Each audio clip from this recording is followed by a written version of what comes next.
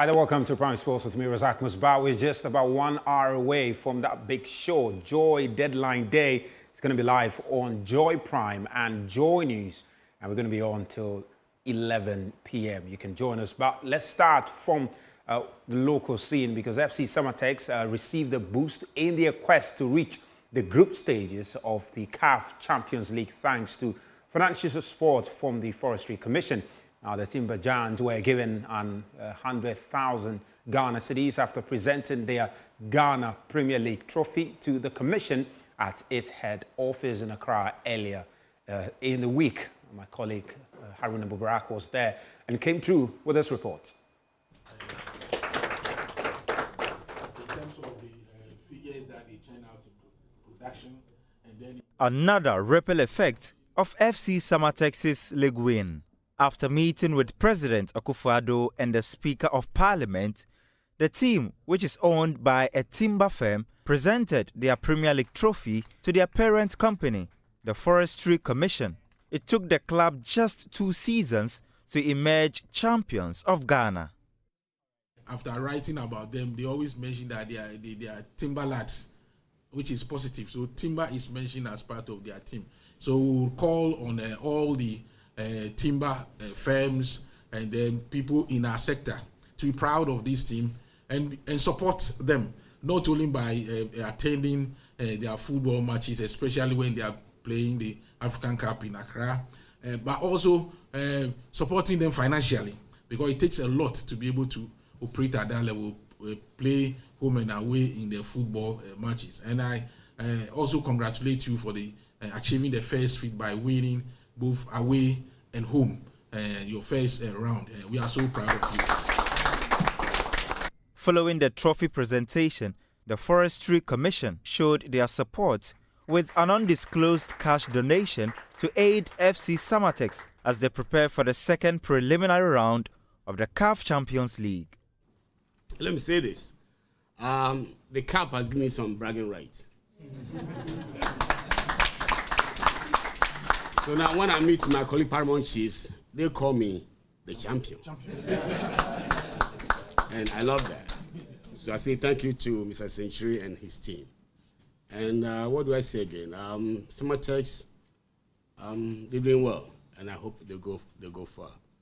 You're here this morning to present to us your cup, and I think it's in the right direction. Because what's unique about Ghana is that everybody is born to a family. Everybody. I mean, if you go to Nigeria, it's different. If you go to Europe, it's different. If you go to US, it's different. But in Ghana, everybody is born to a family. Why do I say that? Because Samartex is born to the FC family. We're talking about Forest. And that's what they do. So it's no wonder that they're coming back here to show to their parents what they've achieved so far. And we are grateful for that. With that said, we know that anytime your kid, they do something great, you give them a pat on the back. And that's what FC we're going to do. We're not giving them a pat in the back. And I have this envelope. And custom demands that I don't mention what's in the envelope. I would love to do it. But custom demands, as a man, you can't talk about money in public.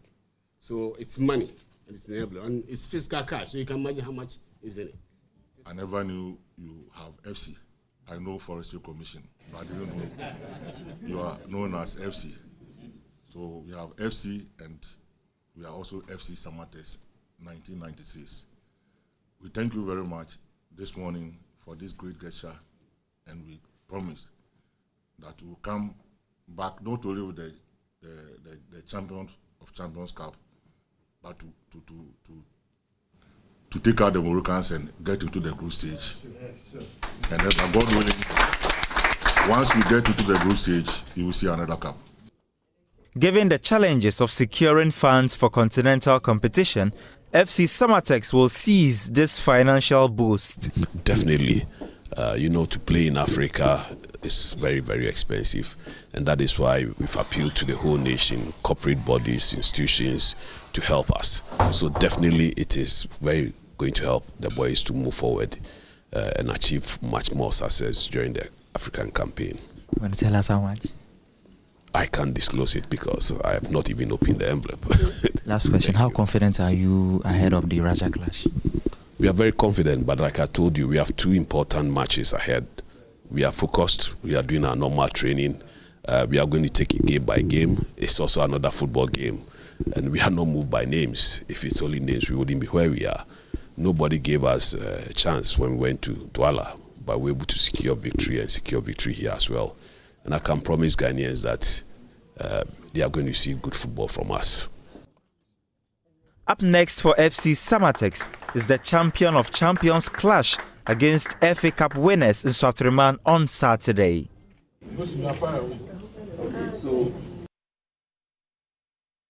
Away from that, Ghanaian footballers on the domestic scene will not be allowed to play football if they don't sign integrity declaration forms before the start of the 2024-25 season. Now, the decision by the football governing body aims to tackle betting issues and enhance the integrity of the sport. The Ghana Premier League is set to kick off on September 6th, followed by the Division 1 and Women's Football Leagues. Here is the FA Executive Council member, Dr. Randy Abbey. The issue of betting is also a big issue. Already, this is something that has even led to punitive action against 2 of our clubs. We all know what happened, and it appears that we need to do a lot more. Now, in assessing the things that we need to do, we realize that when it comes to the issue of signing up to integrity, the anti-betting and all those things, we have only focused on the referees and match commissioners. And so we've realized that, look, we need to, in fact, extend it to everybody. So all players. So if you're a player and you want to play in all our competitions, if you are an official, so defined by the GFA statutes, if you are a technical team member, so defined by the GFA statutes, you all must sign up. You cannot engage in any form of betting. And even if you have any knowledge, if you are not engaged in it yourself, you have knowledge, you ought to inform the integrity office of the GFA about it. And so that is something that everybody who intends to continue within our football ecosystem, whether as a player, as a technical team member, as a management team official, like I said, the officiating officials are already in it. You must sign up. Without that, you will not be able to participate. And there are clear sanctions. Clear sanctions. Some of them, one of them is a ban completely from all football-related activities and all that. And so, as was announced, the Executive Council has taken the first step by signing up. And would expect that all the regional football association chairs, all those who work at the Regional Football Association, all those who work at the GFA, head office, technical center, here at Pram Pram, every player, every technical team member, every management team member, so defined by FA statute, you ought to sign by it, and you suffer the sanctions if you fall foul. The Chief Executive Officer of Hazaka's Ladies, Evelyn Assari, is urging the Ghana Football Association to deliver the promised buses to Women's Premier League clubs before the new season begins. Now, GFA President Kertu Kreku, who had announced plans to provide buses for league clubs, confirmed that the buses have arrived. Now, Evelyn now emphasizes the need for early distribution to ease transportation burdens on the club. The launch? It's been nice. And I think there were some challenges that he touched on which interest me most.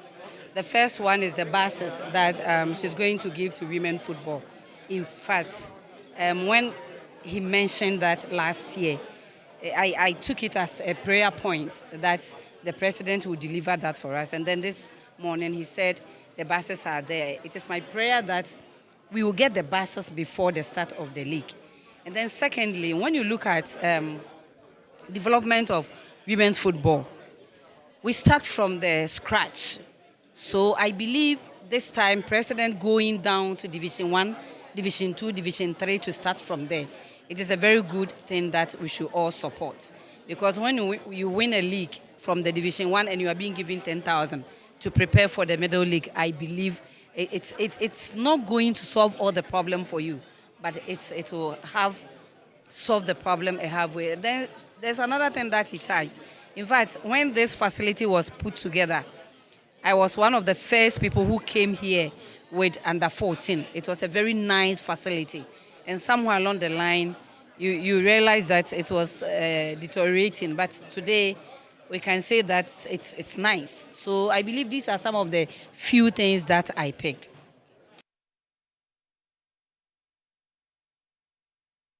Now, the launch of the Golden Hands bout took place earlier today in Accra. The WBO Africa Championship bout between Ghana's Daniel Gosh and Gislan Van Duhesi of Benin is set to take place on September 14 this year. Now, my colleague Kwame Benaya was there and came together with this report.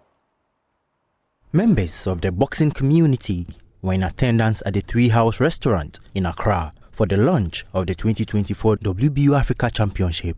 The event, which is the first of its kind in Ghana, is an opportunity to revive the sport. Two promotions have come together to organize what we term as the Golden Hands. Its debut, the Golden Hands, which promises to be a very competitive night of boxing right here at the Treehouse restaurant. The statement I'm about to make is quite controversial. I'll make it anyway. You would agree with me that though other parts of the country, other regions within the country have contributed towards the development of boxing, Ashiedu Keteke, Odododio, Gamashi, I can confidently say, has contributed the most, if not more than 80%. This one, it's arguable. But there's so much raw talent within the Gamashi area. And as sons of the soil, Papani and myself, as sons of the soil, we believe that it is important for us to develop or help develop the sport within the area. Most of the boxing gyms that you find in Greater Accra are located within that small Gamashi Odododio area. President of WBO Africa, Samer Kaptan, advised boxers to take advantage of this opportunity. I pray that day that all of us should be prompt here. Prompt when we talk, he repeated it 3 times, we should be prompt. And this is our main problem. This is our main problem. We need to control that. Not even only in boxing. Even with our girlfriends, we give them appointment. They will tell I'll come 7 o'clock. You need to wait for them about 10 o'clock. And it behoves me that when they promote boxing, it takes us to the morning, which is never done. I don't agree with that. I don't agree with that. And we need to stop all these things. And so many bouts on one night. And one thing I complain, with the due respect to our president here, GBA president, I'm not happy about this Munchedi business. It doesn't augur well for the boxers, their future. It doesn't augur well. And I don't want to talk about certain things. Pressmen come to me in the office. I don't want to talk about it for somebody to think that I try to undermine someone. No. And you all know the way I do my things. I call a spade a spade. Daniel Josh is confident of beating his Beninois opponent on September 14. Daddy, I wish you all to come around to witness some boxing. Everybody is fighting boxing, but I want you all to come around to come and see what is called good boxing. For sure. I want to see I want to give a very big respect to my opponent. Very, very experienced boxer. I will not be taking it as a joke. It's a business time, so when I get in the ring, I do what I can do and I get down. So I don't have much to say. Everything, only God knows best. On the 4th, if I wish you all to come around to support me, you know I'm for Ghana and for Benin. You know go come baby here. So I want his manager to send this message to his boxer. Is she ready for me? I'm the king. So when I get in the ring, I show my people that I'm the king. Thank you very much. Now we're just a few minutes away from the Joy Deadline Day show. It's going to be live on Joy News and also on Joy Prime. Well, the transfer window is closing in Europe, and we'll be bringing you the latest as far as Ghanaian players and all other players' movement is concerned. Now, in the last few hours, these are the Ghanaian players that are on the verge of joining some clubs. Here is David Odro, who is on the verge of joining Barcelona from Ghanaian Premier League side, Accra Lions on loan. Is a young left back who has impressed Barcelona on trials. Now, also Ghanaian centre back Kassim Adams, also who was a free agent, has joined Swiss Bayside Servette on a 1-year deal with an option to extend. Now, English-born Keenan Appiah Forson has also joined South End United from West Ham, and also Pierre Ekwa has also from Sunderland moved to Saint-Etienne on loan. And well, the other player there is Derek Kohn, who has also joined Werder Bremen. So these are the Ghanaian players that have made some moves in the last few hours. Black Stars captain Andrea Yu is yet to set a move, but we'll bring you more update as to where he will end up. Join us in some few minutes on Joy News with the Joy Deadline Day with the entire Joy Sports team. My name is Razak Musbao, and thank you so much for your company.